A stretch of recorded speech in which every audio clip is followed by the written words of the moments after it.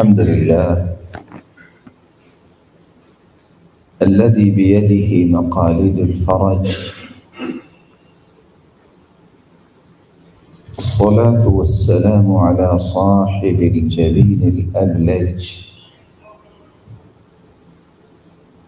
المبعوث بأقوم دين وأعظم منهج، صلوات ربي وسلامه عليه وعلى آله وأصحابه السرج. أما بعد، فأعوذ بالله من الشيطان الرجيم. واتقوا يوما ترجعون فيه إلى الله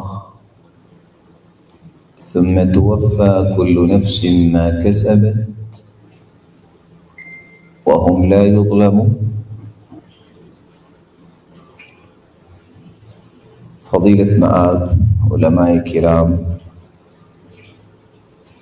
اور لائق سب تکریم سامعین مکرم، یہ اللہ ذوالجلال کا فیصلہ ہے کہ وہ جس چیز کو چاہے عظمت سے نواز دے. وہ چاہے تو کسی مکان کو عظمت سے نواز دے، دنیا کے کسی خطے میں اگر 55 سال 6 مہینے نماز با جماعت ادا کی جائے تو جتنا اجر ملتا ہے بیت اللہ میں ایک نماز پڑھنے کا اجر 55 سال 6 مہینے کی نمازوں سے افضل اجر ملتا ہے.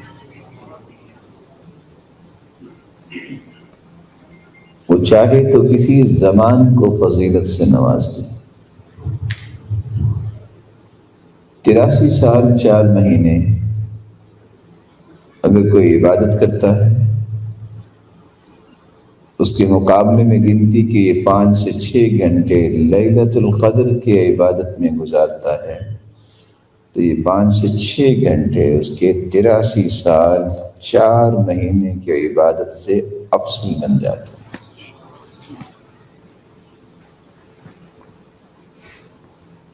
وہ چاہے تو کسی قول و عمل کو فضیلت سے نواز دے. وہ ترازو جو قیامت کو قائم کیا جائے گا، اتنا بڑا ترازو ہوگا. لو وضعت السماوات والارض ومن فيهن في كفة، اگر 7 آسمان اور 7 زمینیں اس ترازو کے ایک پلڑے میں رکھ دیے جائیں تو ترازو بھرے گا نہیں.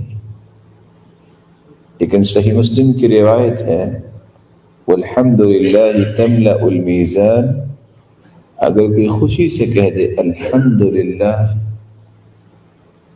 اس کہنے سے قیامت کے دن ترازو کے دونوں پلڑے نیکیوں سے لبالب بھر جائیں گے. وہ چاہے تو کسی عمل کرنے والے کو بھی فضیلت سے نواز دے. رسول اکرم صلی اللہ علیہ وسلم کے صحابہ جو قیامت تک کے لیے مسلمانوں کے ایمان کا معیار اور مقیاس قرار دیے گئے، جن کے بارے میں روایت بتاتی ہے لموقف احدهم ساعة مع رسول الله صلی اللہ علیہ وسلم خیر من الدنیا وما فيها.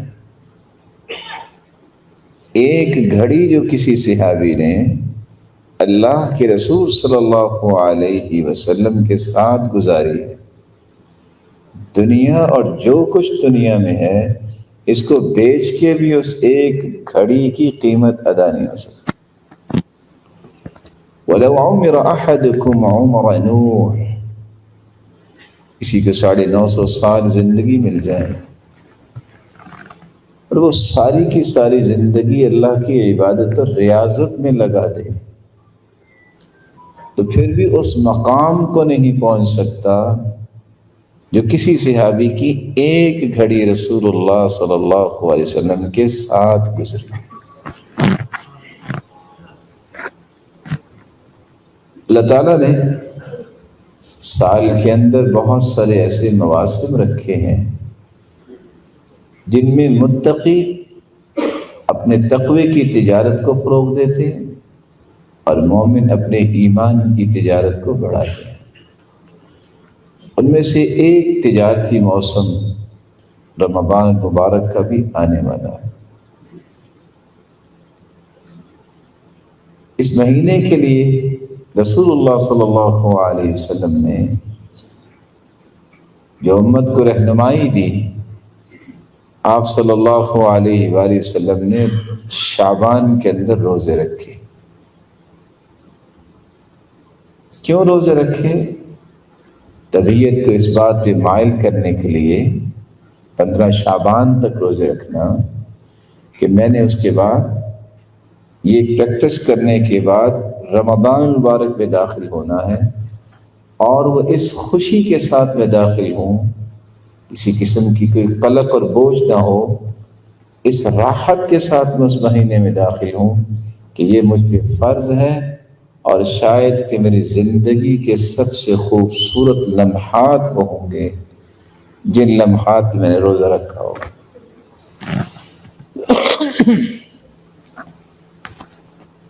قرآن و حدیث کے دلائل کو دیکھا جائے تو یہ گنتی کے چند اعمال ہیں جن کے بارے میں اللہ ذو الجلال نے فرشتوں کو حکم دیا ہے کہ آپ ان کا اجر لکھ ہی نہیں سکتے۔ الصوم لی وانا اجزی بہ، بس یہ لکھ دو کہ روزہ رکھا۔ فرشتوں کے پاس کیلکولیشن کا کتنا بڑا نظام ہے، وہ کیلکولیٹ ہی نہیں کر سکتے کہ اللہ ذو الجلال روزے کا اجر کتنا دیں گے۔ اس لیے اللہ ذو الجلال نے فرمایا کہ الصوم لی وانا اجزی بہ، بس یہ لکھ دو کہ روزہ میرے لیے ہے اور اس کا اجر بھی میں اپنی شان اور عظمت کے مطابق ہی دوں۔ اس کی ایک جھلک حدیث نے بیان کی ہے جو صحیح بخاری اور صحیح مسلم کی روایت ہے، ما من عبد يصوم يوما في سبيل الله إلا بعد الله بذلك اليوم وجهه عن النار 70 خريفا۔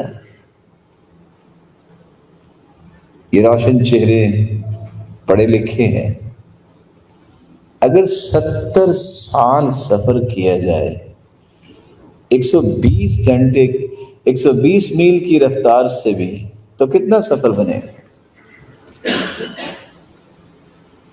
ایک روزہ، اور وہ بھی نفلی روزہ اللہ کی راہ میں کوئی رکھتا ہے تو 70 سال میں جتنا سفر ہوتا ہے رب تعالیٰ اس انسان کو جہنم سے اتنا دور کر دیں گے۔ اگر نفلی روزے کی یہ شان ہے جو صحیح بخاری اور مسلم کی روایت بتا رہی ہے، تو اللہ ذو الجلال نے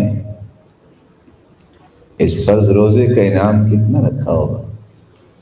اس لیے جب صحابی ابو امامہ رضی اللہ تعالی عنہ نے سوال کیا تھا کہ مجھے کوئی وصیت کیجیے، فرمایا علیک بالصوم فإنہ لا مثل لہ، تم روزہ رکھا کرو، اس کے مثل کوئی عمل نہیں۔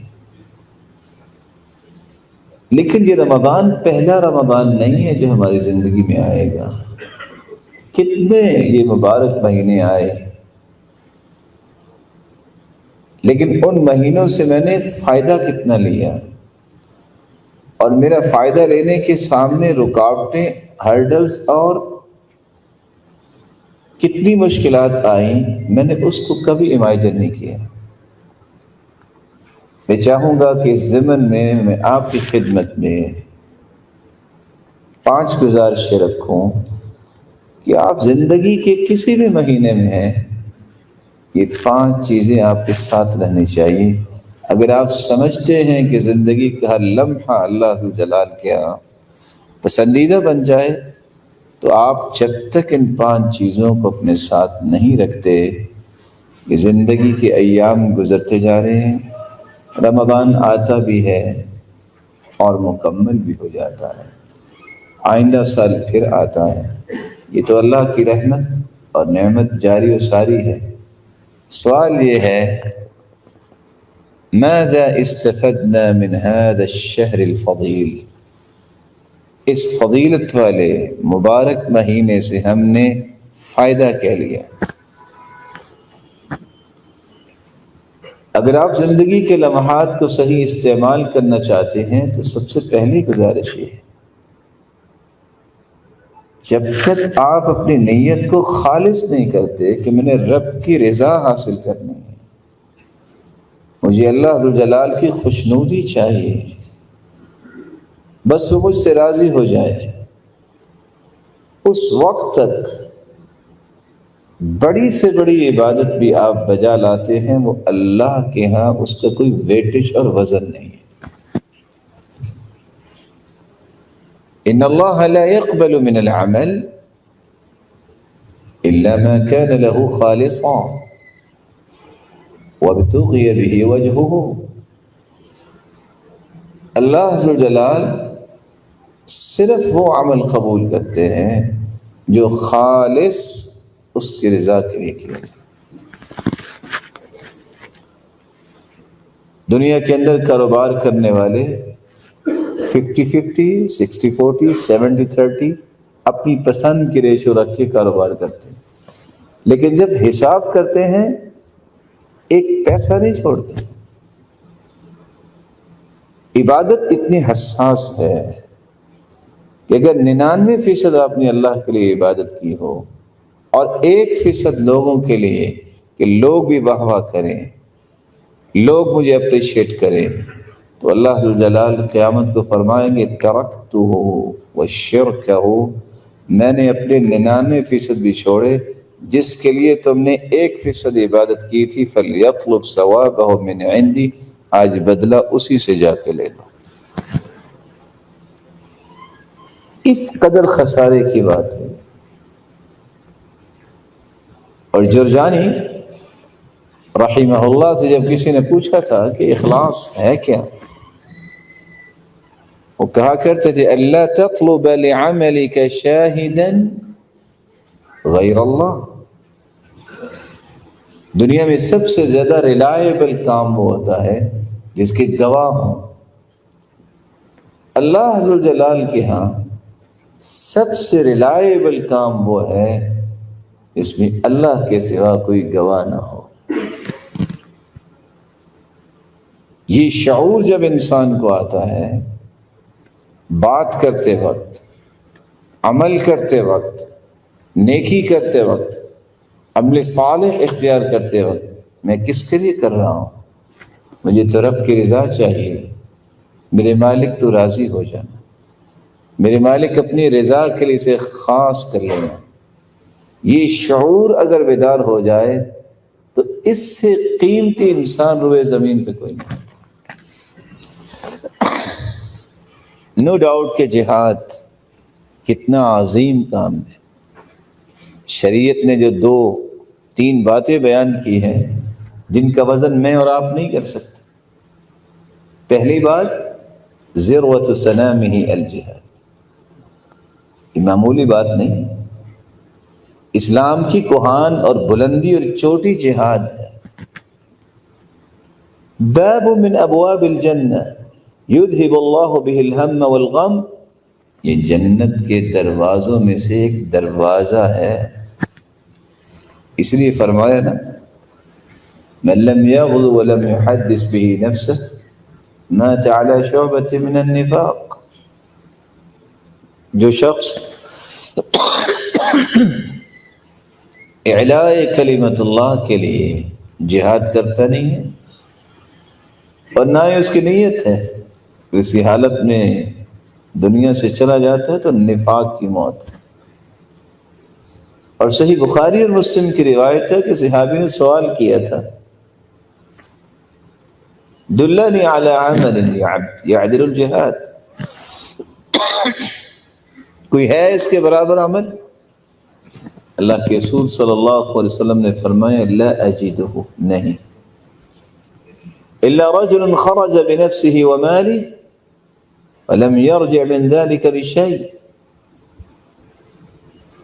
اس کے باوجود اللہ کے رسول صلی اللہ علیہ وسلم سے سوال کیا گیا، اور سوال کیا تھا؟ اے اللہ کے رسول صلی اللہ علیہ وسلم،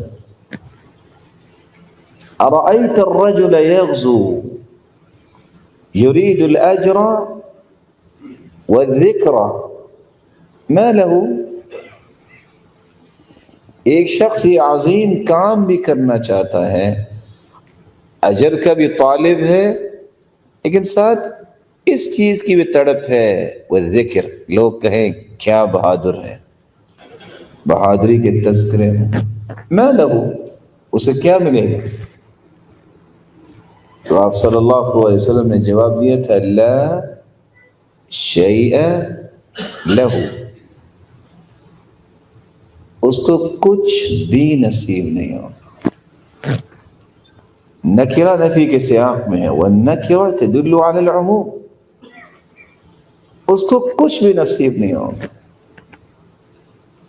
اور حدیث بیان کرتی ہے میدان جنگ میں بھی کافروں کی صف ہے، مومنوں کی صف، اگر کوئی وہاں بھی گر جاتا ہے اللہ اعلم بنیتہ، اس کی نیت کو بھی اللہ جانتا ہے۔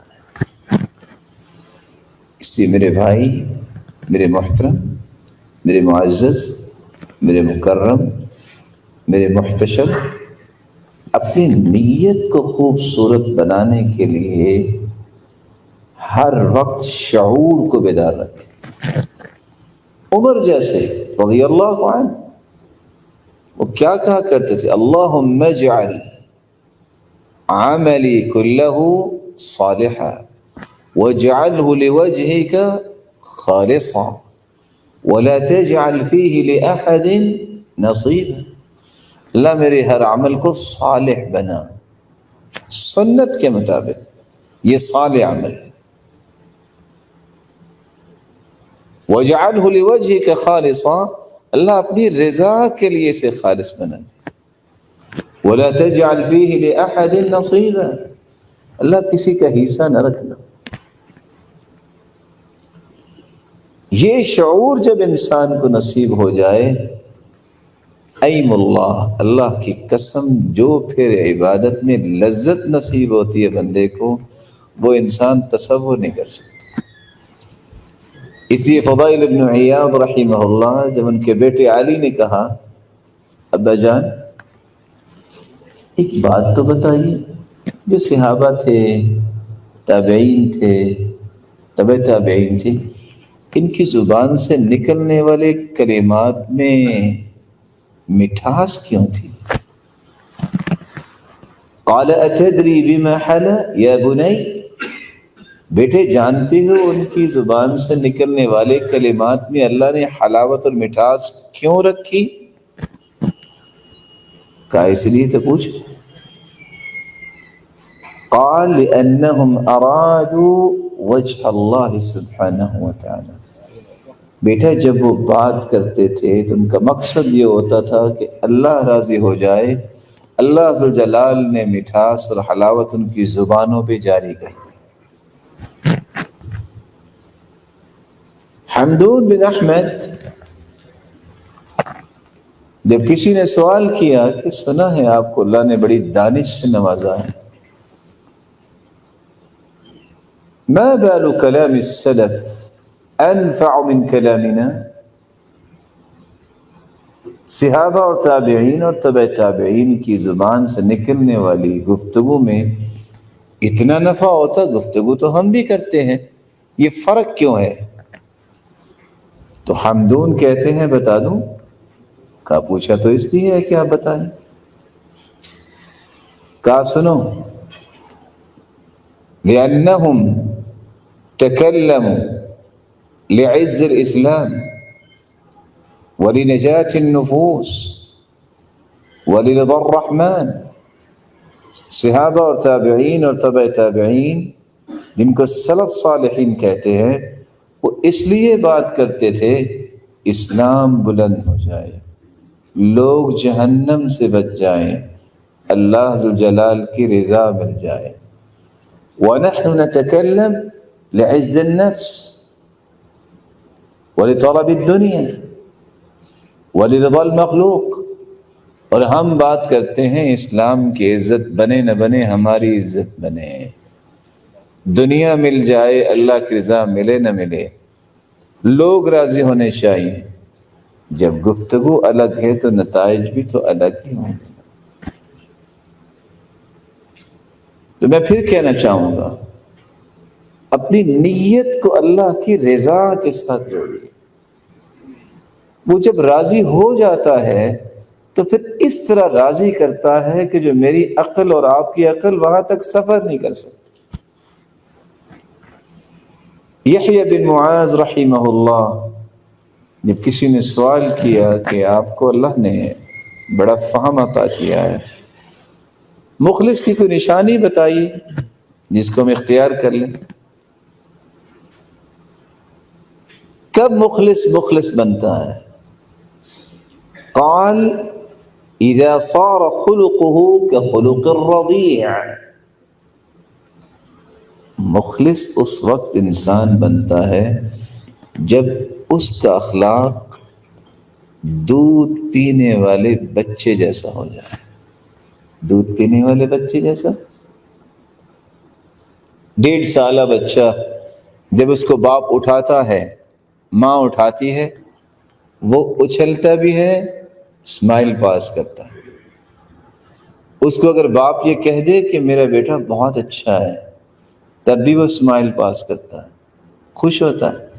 اور اس کو اسی وقت کہہ دے کہ میرا بیٹا بہت گندا ہے، پھر بھی وہ اسمائل پاس کرتا ہے اور اچھلتا ہے، کیونکہ اسے سمجھ نہیں آ رہی. اس کو صرف خوشی اس لیے ہے کہ میرے باپ نے اٹھایا. مخلص وہ ہوتا ہے ساری دنیا تعریف کرے وہ پھولتا نہیں ہے، ساری دنیا گالیاں دے وہ کبیرہ خاطر نہیں ہوتا، کیونکہ وہ اللہ کے لیے کام کر رہا. اس کو غرض نہیں ہوتی کہ میری تعریف ہو، اس کو پریشانی نہیں ہوتی کہ لوگ کیا کہہ رہے ہیں.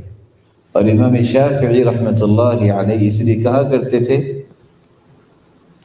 من اراد ان يسلم من كلام الناس فهو مجنون. جو چاہتا ہے کہ لوگوں کی باتوں سے میں محفوظ ہو جاؤں، میرے بارے میں کوئی بات نہ کو کرے، تو دیوانہ ہے. لأنهم قالوا عن الله ثالث ثلاثة. لوگ انہوں نے تو اللہ کو بھی 3 کہہ دیا، ایک نہیں اللہ 3. وقالوا عن رسوله ساحر ومجنون. انہوں نے تو افضل الخلق، پوری کائنات سے اعلیٰ اور ارفع اور اسما ہستی محمد الرسول اللہ صلی اللہ علیہ وسلم کے بارے میں بھی لوگوں نے کہہ دیا کہ نعوذ باللہ یہ ساحر ہیں، یہ جادوگر ہیں، یہ دیوانہ ہیں. ہم کون ہیں؟ جب تک یہ شعور بیدار نہیں ہوتا، اخلاص کے راستے پہ انسان گامزن نہیں ہوتا. اخلاص کے بعد جو دوسری گزارش میں آپ کی خدمت میں کرنا چاہوں گا، آپ کی عمر بھلے 100 سال ہو جائے، آپ 100 سال کے اندر کوئی دن ضائع نہ کریں، ساری رات سجدے میں گزار دیں، جب تک سنت کے مطابق عمل نہیں ہوگا آپ کا کوئی عمل بھی اللہ کے ہاں قبول نہیں ہوگا. من عمل عملا ليس عليه امرنا فهو رد، ای مردود. دنیا کا قابل سے قابل ترین شخص، صالح سے صالح ترین شخص، بڑے سے بڑا عمل بھی اگر کرتا ہے، اگر وہ سنت کے مطابق نہیں ہے تو وہ اللہ کے ہاں مقبول نہیں ہے، مردود ہے. بھلا کیوں مردود ہے؟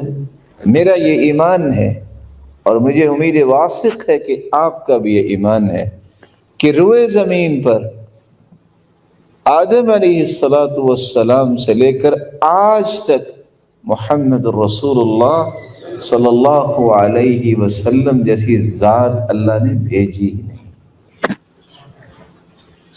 مخلوق میں سے وہ ذات کے اعتبار سے بھی بے مثال ہیں، اپنی بات کے اعتبار سے بھی بے مثال ہیں، اور اپنی اداؤں اور عمل کے اعتبار سے بھی بے مثال ہیں۔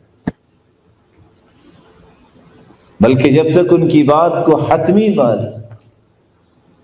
آخری بات، اٹل فیصلہ نہ سمجھا جائے، اس انسان کا ایمان اللہ کے ہاں کنسیڈر ہی نہیں ہوتا۔ فَلَا وَرَبِّكَ لَا يُؤْمِنُونَ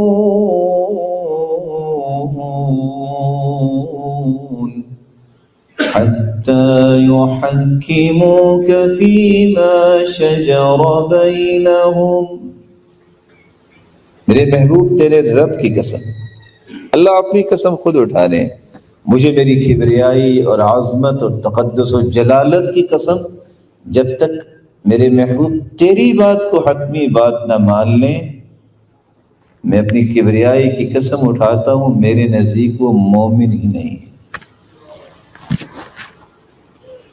امام اہل سنت والجماعہ امام احمد ابن حنبل رحمہ اللہ، جو 10 لاکھ حدیثوں کے حافظ تھے، راوی کہتے ہیں میں نے کشتی میں ان کے ساتھ سفر کیا، میں نے سوچا کہ دعا کیا کرتے ہوں گے، میں نے پورے سفر میں سے 2 دعائیں سنی، اللہم احینی علی الاسلام والسنہ، یا اللہ ایک تو اسلام پہ زندہ رکھنا اور ایک سنت کے مطابق عمل کی توفیق دے۔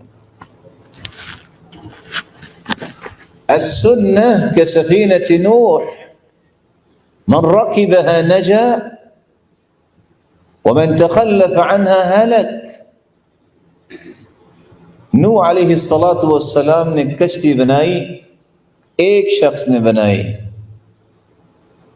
کشتی والے بچ گئے، باقی سب ڈوب گئے۔ یہاں ٹائٹینک بنانے والے 100 سے زائد تھے، وہ سب کے سب کشتی سمیت ہی ڈوب گئے۔ یہ فرق ہے اللہ کے فیصلوں اور مخلوق کے تکبر میں کہ یہ ہوگا اور وہ ہوگا۔ اللہ کی طاقت کے سامنے کون ٹھہر سکتا؟ جس طرح کشتی میں سوار ہونے والے بچے، باقی سب ڈوب گئے، سنت کے مطابق عمل کرنے والے ہی بچیں گے، باقی سب کے سب اپنے زندگی کو خسارے میں ڈال دیں گے اور ان کے اعمال بھی ڈوب جائیں گے۔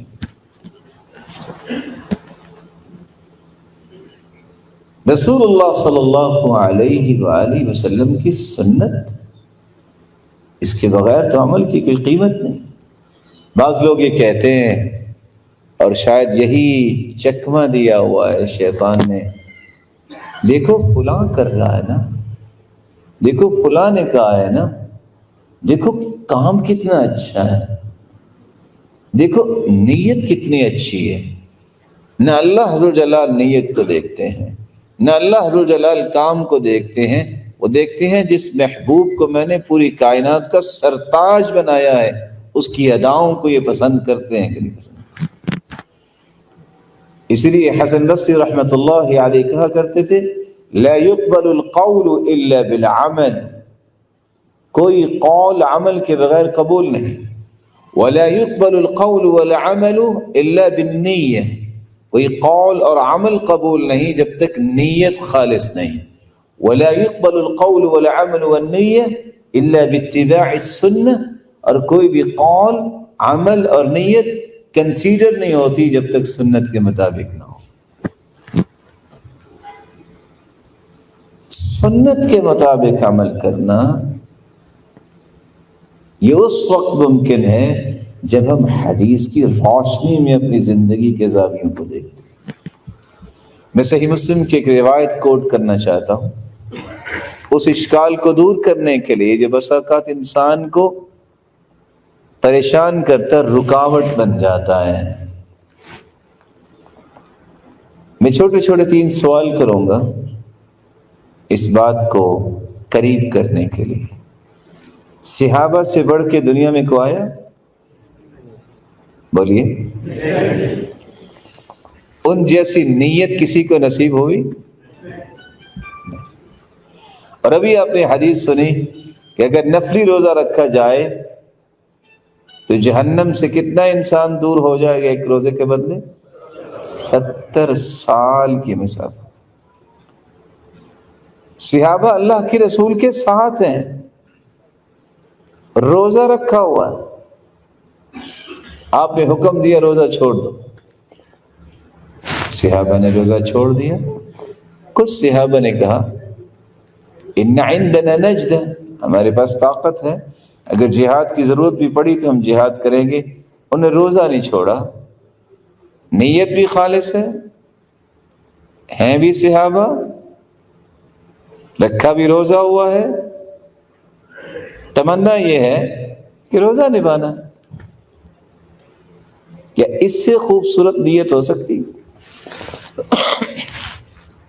فلما بلغ قراع الغمیم، جب قراع غمیم جگہ پہ پہنچے، فاخبر رسول اللہ صلی اللہ علیہ وسلم، اللہ کے رسول صلی اللہ علیہ وسلم کو اس بات کی خبر دی گئی کہ ان بعض الناس، کہ بعض لوگوں نے روزہ رکھا ہے۔ آپ نے کیا فرمایا؟ اولئک العصاة، اولئک العصاة، یہ گنہگار ہیں، یہ گنہگار ہیں جنہوں نے روزہ نہیں چھوڑا۔ صحابی ہو، کمال کی نیت ہو، روزہ ہو، جب اللہ کے رسول صلی اللہ علیہ وسلم کی بات آ جائے، نیت بھی خالص ہے اور معمولی سی تاخیر ہوئی تو کیا کہا؟ گنہگار ہیں۔ اگر میں اور آپ جو بہت ناکارہ لوگ ہیں، اور ہماری نیتوں کا بھی کیا وزن ہوگا، اگر ہم کوئی کام کریں تو ہم گنہگار نہیں ہوں گے جو سنت کے مخالف ہوگا؟ یہ شبہ بھی زائل ہونا چاہیے ذہن میں، فلاں تو بڑا قداور شخص ہے، اس کا تو بڑا ویٹیج ہے۔ دنیا کے ہر قداور شخص کو جمع کر لیا جائے، پوری کائنات کو، محمد مصطفیٰ کی ایک بات کا مقابلہ نہیں کر سکتا۔ سیدنا عبداللہ ابن عباس رضی اللہ تعالی عنہ کے پاس ایک شخص نے کہا کہ سیدنا ابو بکر یہ کہتے ہیں، اور سیدنا عبداللہ ابن عباس نے کہا اللہ کے رسول یہ کہتے ہیں۔ مقابلے میں کون ہے؟ وہ ہستی جس کے بارے میں اللہ کے رسول نے خود فرمایا تھا میں نے دنیا میں ہر ایک کے احسانات کا بدلہ دے دیا ہے، لیکن ابو بکر کے احسانات کا بدلہ قیامت کو میرا رب دے گا۔ لیکن اس ہستی کی بات بھی جب اللہ کے رسول کے مقابلے میں آئی تو عبداللہ ابن عباس رضی اللہ تعالیٰ عنہ کہنے لگے خشیت ان تنزل علیکم حجارۃ من السماء، مجھے خوف آ رہا ہے کہیں تم پہ پتھروں کی بارش نہ ہو جائے۔ جب نبی کے مقابلے میں صدیق کی بات پیش کر رہے ہیں، دیانتداری سے بتائیے، پوری دنیا کے اسکالرز اور ڈاکٹرز جمع ہو جائیں، صدیق کی کسی ایک بات کا مقابلہ کر سکتے ہیں؟ افضل الامت بعد نبیہا ابو بکر، اس امت میں سب سے اعلیٰ جو ہے اللہ کے نبی کے بعد وہ سیدنا ابو بکر۔ کسی گزارش جو میں آپ کے سامنے رکھنا چاہوں گا، جو میرے اور آپ کے عمل میں بس اوقات رکاوٹ بن جاتا ہے۔ میرے بھائی، میرے محترم، میرے مکرم، کسی ملک کے دستور کی کوئی حیثیت ہوتی ہے۔ مسلمان کے لیے جو دستور ہے وہ اللہ نے وحی کے ذریعے قرآن بھیجا ہے۔ دستور اور کانسٹیٹیوشن کی ایک ایک شق اور ایک ایک آرٹیکل جو ہے وہ دسیوں مسائل کا حل ہوتا ہے۔ قرآن مجید کی ایک ایک آیت میری اور آپ کی زندگی کو رونق دے سکتی ہے، روشنی دے سکتی ہے۔ ہر روز جب تک میں اور آپ اس دستور کو پڑھتے نہیں ہیں تو زندگی کے اندر چارمنگ آتی ہے، زندگی کے اندر سکون آتا ہی نہیں، زندگی بارونق بنتی نہیں۔ یہ اللہ نے رونق رکھی ہے زندگی کی تو ان تین چیزوں میں، قرآن کی تلاوت ہے، اللہ کا ذکر ہے، اور رسول اللہ صلی اللہ علیہ وسلم پر درود بھیجنا ہے۔ ان تین چیزوں کو جو نعمت سمجھتا ہے، یہ اللہ کے وعدے ہیں کہ اللہ ذو جلال اس بندے کو بھی دنیا کے لیے نعمت ہی بنا دیتے۔ سیدنا عمر رضی اللہ تعالی عنہ، جن کے بارے میں ابن حجر اسقلانی لکھتے ہیں کہ 15 آیات رائے عمر کی ہوتی، اللہ اسے آیت بنا کے نازل کر دیا۔ کیا راز تھا؟ بیت اللہ میں تشریف لائے، کہتے ہیں یا رسول اللہ لو اتخذنا ذلك المكان للمصلى، یہ مقام ابراہیم پہ اگر ہم نماز پڑھ لے تو۔ ابھی یہ بات کر کے فارغ ہوئے، جبریل امین آئے، یہ آیت لے کر واتخذوا من مقام ابراہیم مصلی، آیت نازل ہو۔ سیدنا عمر رضی اللہ تعالی عنہ اللہ کے رسول صلی اللہ علیہ وسلم کے پاس آئے، کہتے ہیں یا رسول اللہ دخل علیک البر والفاجر ولو امرت امہات المؤمنین بالحجاب، آپ کے پاس نیک بھی آتے ہیں، بد بھی آتے ہیں، اگر آپ پردے کا حکم دے دے تو مومنوں کی ماؤں کو۔ ابھی آپ نے کچھ نہیں کہا کیونکہ آپ وحی کے بغیر تو نہیں بولتے تھے، جبریل آئے اور پردے کی آیات لے کے آ گئے۔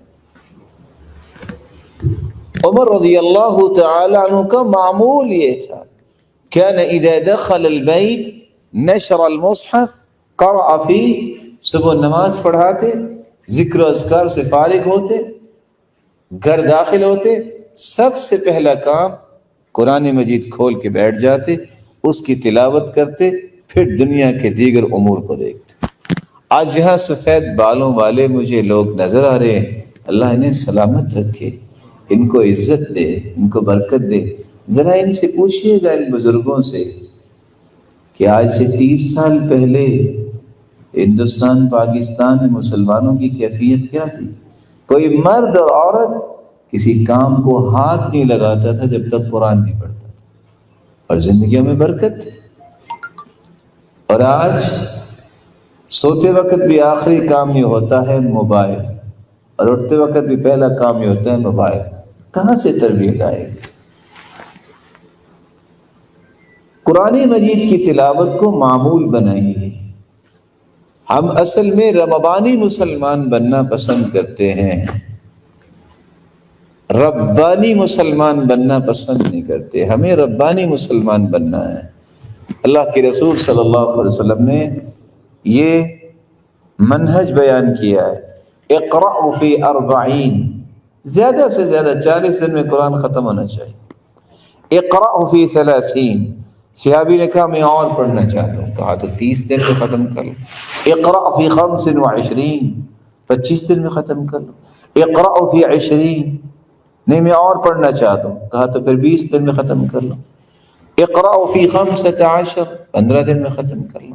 اقرأ فی 10، اقرأ فی 7، یہ معمول تھا صحابہ کا۔ آپ 40 دن میں قرآن ختم کریں۔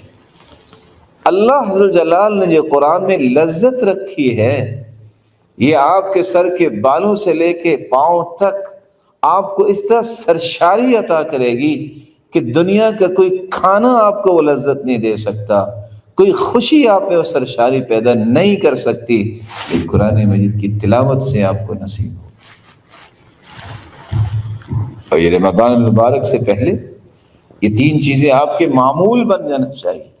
چلتے پھرتے اللہ کا ذکر، ہر روز نئے دن کا آغاز قرآن مجید کی تلاوت کے ساتھ، اور یہ وقت نکالا کرے کہ میں نے اللہ کے ذکر کے بعد درود بھی بھیجنا ہے اللہ کے رسول پر۔ یعنی کتنی خوش نصیبی کی بات ہے۔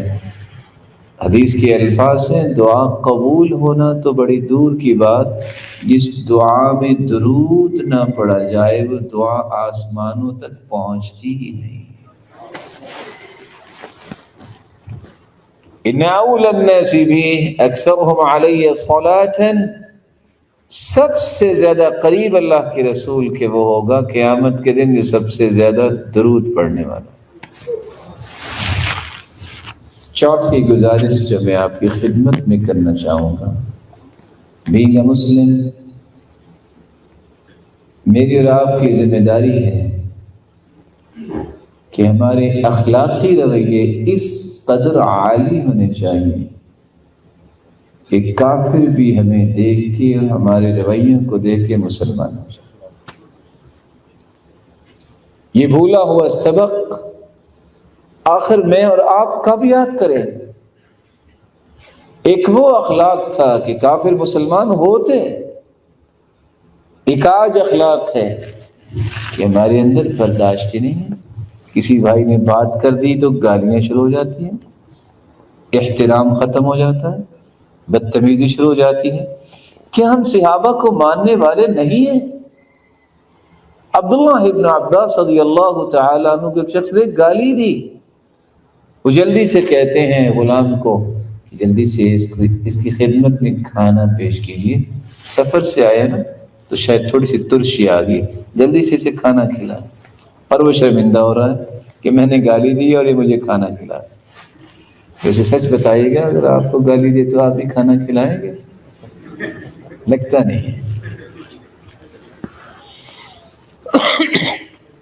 سیدنا ابو ذر رضی اللہ تعالی عنہ کو ایک شخص نے گالی دی، وہ کچھ بولنا چاہے، کہا اگر تم بولے نا میں 100 گالیاں دوں گا۔ مسکرا کے کہتے ہیں تم 100 بھی گالیاں دو گے میں ایک کا بھی جواب نہیں دوں گا۔ یہ ہے کمال تربیت۔ یحییٰ بن معاذ، ایک شخص نے انہیں برا کہا تو مسکرا دیے، ساتھی کہتے ہیں بزدل ہو، لم لم ترد علی، جواب دو انہیں۔ وہ پھر مسکرائے، کہتے ہیں فلماذا تعلمت اذا، اگر میں نے گالی کا جواب گالی سے ہی دینا تھا تو میں نے دین کیوں پڑھا، میں نے علم کیوں سیکھا؟ یہ وہ اقدار ہیں مسلمانوں کی جو آج ختم ہو گئی، ان کو واپس لائیے۔ اس کے لیے رمضان کی ضرورت نہیں ہے، ہر مہینے میں اس کی ضرورت ہے۔ حسن بصری کے کیا ہی کہنے ہیں، ایک شخص نے بہت کچھ کہا، ان کو پتہ چلا، انہوں نے کھجوروں کا ایک ٹوکرا لیا، اس کے گھر پہنچ گئے، کہتے ہیں ہذہ ہدیۃ منی لک، یہ میری طرف سے آپ کو تحفہ ہے۔ بہت شرمندہ ہوا کہ میں نے تو بہت سنائی ہے اور یہ تحفہ لے کے آئے۔ پوچھتا ہے ہدیہ ولکریش المناسبہ، مناسبت کیا ہے؟ نے کہا مجھے پتہ چلا کہ آپ نے بڑی کوشش کر کے مجھے نیکیاں دی، تو میں نے کہا جس نے بغیر کہیں مجھے نیکیاں دے دی تو چلو میں اس بھائی کا منہ میٹھا کروا دوں۔ یہ ہو سکتا ہے کہ آپ کو گالی دے اور آپ جو ہے ایک برفی کا ڈبہ اسے دے دیں؟ یہ وہ اقدار ہے، یہ وہ تربیت ہے۔ 10 مبشرہ میں سے ہے عبد الرحمن ابن عوف، عالمی منڈی میں صف اول کے تاجر ہیں، اور ایک شخص کہتا ہے بئس الرجل انت، بڑے برے آدمی ہوں۔ مسکرا کے کہتے ہیں ما عرفنی الا انت، میرے بھائی میرا صحیح تعارف تو نہیں کروایا ہے، لوگ تو بھولے ہوئے تھے۔ اور آج اگر کوئی ایسا کسی کو کہہ دے، لو جائے گا کہاں؟ یہ کیسے ہو سکتا ہے؟ مجھے کہا ہے؟ جی ہاں آپ کو کہا ہے، اور آپ ہی برداشت کرنے کے تیار ہو جاؤ۔ یہ ٹالریٹ کرنا، اس سے اللہ ذوالجلال انسان کو لیڈرشپ عطا کرتے ہیں۔ وَجَعَلْنَاهُمْ أَئِمَّةً يَهْدُونَ بِأَمْرِنَا لَمَّا صَبَرُوا وَكَانُوا بِآيَاتِنَا يُوقِنُونَ۔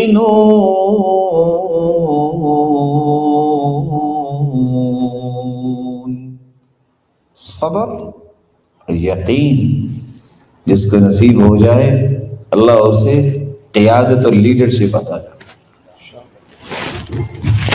اگر آپ یہ کمال چاہتے ہیں تو اپنے اندر برداشت، اخلاق، اپنی زبان میں نرمی، کسی کو عزت دینا سیکھیے، کسی کے دامن کو خوشیوں سے لبریز کرنا سیکھیے، آپ کا دامن کبھی خالی نہیں رہے گا۔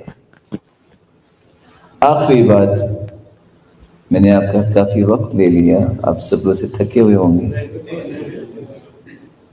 اگر آپ اپنی زندگی کے لمحات کو قیمتی بنانا چاہتے ہیں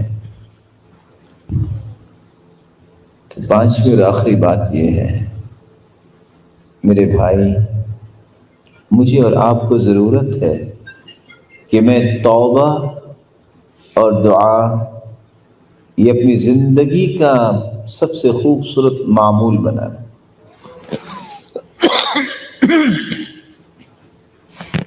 میں ایک سوال کرنا چاہوں گا یہ بات قریب کرنے کے لیے، دیانت داری سے بتائیے 1,24,000 پیغمبروں میں سے رسول اللہ صلی اللہ علیہ وسلم جیسا کسی کا مقام ہے؟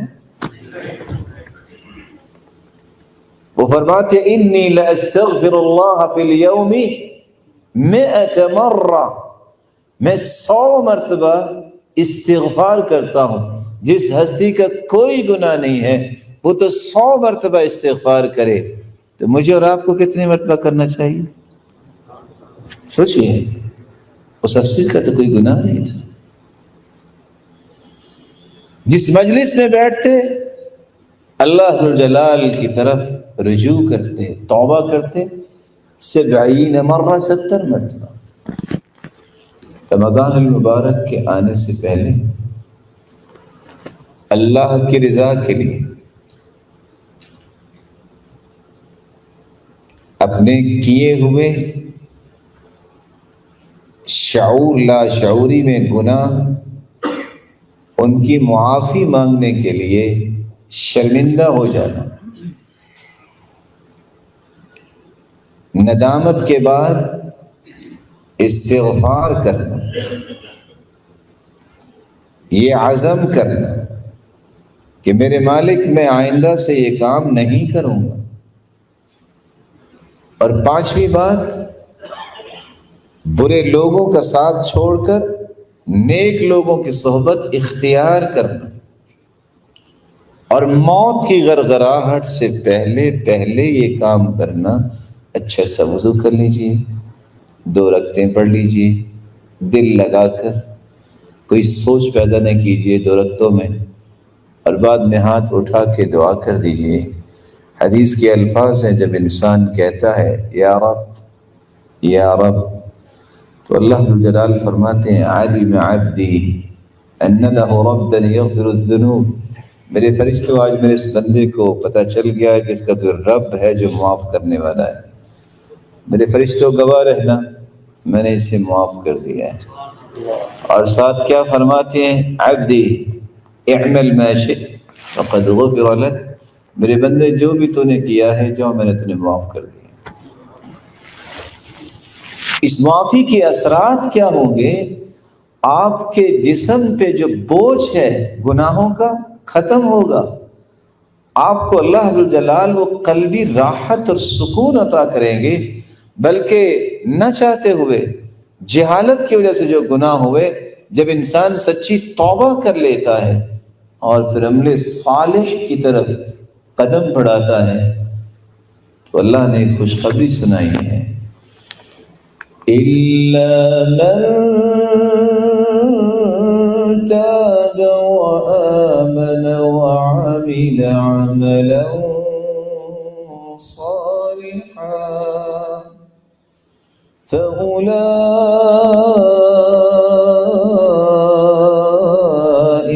يَتُوبُ اللَّهُ عَلَيْهِمْ فَأُولَئِكَ يُبَدِّلُ اللَّهُ سَيِّئَاتِهِمْ حَسَنَاتٍ وَكَانَ اللَّهُ غَفُورًا رَحِيمًا۔ جو توبہ کر لے، عمل صالح شروع کر دے، اللہ ذوالجلال فرشتوں کو حکم دیتے ہیں، اس کی 50-60 سال زندگی گناہوں میں گزری ہے، ایسی فونٹ لگاؤ کہ ان گناہوں کو نیکیوں میں کنورٹ کر دو، اللہ اس سے بھی نیکیاں بنا دیتا۔ اس سے بڑی رحمت کیا ہو سکتی ہے کہ میرا مالک صرف معاف نہیں کرتا، ان گناہوں کو بھی نیکیوں میں تبدیل کر دیتا۔ اللہ تعالیٰ سے دعا ہے یہ پانچوں کام کرنے کی ہمیں توفیق عطا فرمائے۔ ابن عون جب ان کے پاس ایک شخص آیا تو بڑا پریشان تھا۔ کہتے پریشان کیوں؟ کہتے پریشانی یہ ہے کہ پتہ نہیں کیا بنے گا۔ کہا تو اللہ پہ اعتماد رکھو نا، تم سے تو دیہاتی اچھا۔ کہتے کون سا؟ تو دیہاتی نے جہنم کی آیات بھی سنی، بعد میں پوچھتا ہے کہ ہم نے مرنے کے بعد کس کے پاس جانا ہے؟ کہتے اللہ کے پاس۔ کہتے وہ جو رحمان اور رحیم ہے؟ کہتے ہاں۔ کہتے پھر خیر۔ دیہاتی کو یہ یقین آ گیا کہ رحمان رحیم رحم سے محروم نہیں کرے گا، تو تم کیوں پریشان ہو؟ کہتے بس پتہ نہیں کیا بنے گا۔ کہتے ہیں بس 2 سوال کروں، جب کبھی اکیلے ہوتے ہو تو اللہ کے سامنے کھڑے ہو کے 2 رکعتیں کبھی پڑھی ہیں؟ کہا جی ہاں۔ کہتے جب کبھی تم سے گناہ ہو جاتا ہے تو توبہ کرتے ہو؟ کہتے جی ہاں۔ قال لا تحزن، پھر پریشانی کی بات نہیں ہے، اللہ ذوالجلال تجھے اپنی رحمت سے محروم نہیں کرے گا۔ میں آپ سے بھی گزارش کروں گا جب کبھی اکیلے ہونا تو اللہ کے سامنے سجدہ کرنے میں جلدی کیا کریں۔ یہ جو خلوت کی عبادت ہے یہ آپ کو اس قدر اللہ کا محبوب بنائے گی کہ آپ تصور نہیں کر سکتے۔ اور چلتے پھرتے یا اللہ معاف کر دے۔ وہ ایک شخص تھا نا، بعض سادہ لوگ ہوتے ہیں بڑا کچھ سمجھا جاتے ہیں، وہ بار بار کہتا تھا یا اللہ میں تجھ سے راضی، یا اللہ میں تجھ سے راضی۔ کسی نے پوچھا یہ تم کیا کہہ رہے ہو؟ کہتے میں اتنی مرتبہ کہتا ہوں، اگر میرے اللہ نے 1 مرتبہ کہہ دیا نا میں بھی راضی تو میرا کام بن جانا ہے۔ اللہ ذوالجلال سے مانگا کریں۔ آپ کام پہ جاتے ہیں 2 رکعتیں پڑھ کے دعا کر کے جائیں۔ اللہ ذوالجلال کا قرب اور محبت اللہ سے طلب کیا کریں۔ اللہ اپنی رضا سب کو عطا فرمائے۔ مولا کریم جتنے روشن چہرے تشریف فرما ہیں ان سب کو اپنا محبوب بنا لے، ان کی اولادوں کو ان کے لیے دست و بازو، آنکھوں کی ٹھنڈک اور صدقہ جاریہ اور امت کا سرمایہ بنا دے۔ جو بے اولاد ہیں ان کی جھولیوں کو بارونت بنا دے، صاحب مال ہیں تو ان کے مال میں برکت فرما، شہیدوں کی شرارت اور حاسدوں کے حسد سے بچا، بے روزگار ہیں تو ان کو تونگور بنا دے، مقروض ہیں تو غیبی خزانوں سے مدد فرما۔ الہ العالمین جس طرح تیرے دین کی بات سننے کے لیے جمع ہے ان سب کو ان کے والدین کے ساتھ اولادوں کے ساتھ جنت الفردوس میں اپنے محبوب کے ساتھ جمع فرما اور اپنے دیدار کا مستحق بنا۔ وآخر دعوانا الحمد للہ رب العالمین۔ ومعذرة على الإطالة. بارك الله فيك. نعم إذا كان لديهم أسئلة ما عندي إشكالية.